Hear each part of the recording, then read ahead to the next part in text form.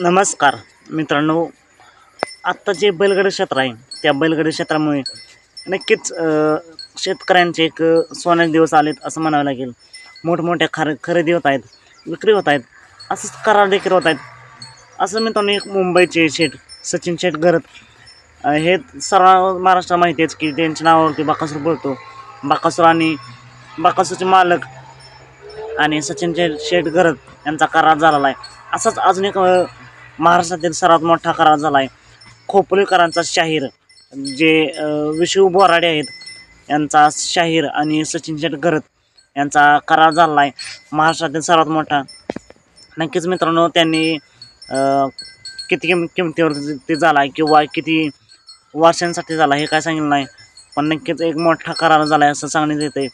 आणि शाहीर लासून या ठिकाणी सांभाळण्यासाठी असतो, तर नक्कीच शाहीरला पुढील वाटचालीसाठी खूप साऱ्या शुभेच्छा. आणि लवकरच शाहीर आणि बकासूर हा जोड आपल्याला एकत्र पाहताना दिसणार आहे. नक्कीच बकासूर सचिन शेठ घरत यांच्या नावावरती पळतो, त्यामुळे हा घरचा साज लवकरच आपल्याला पाहताना दिसेल, बकासूर आणि शाहीर.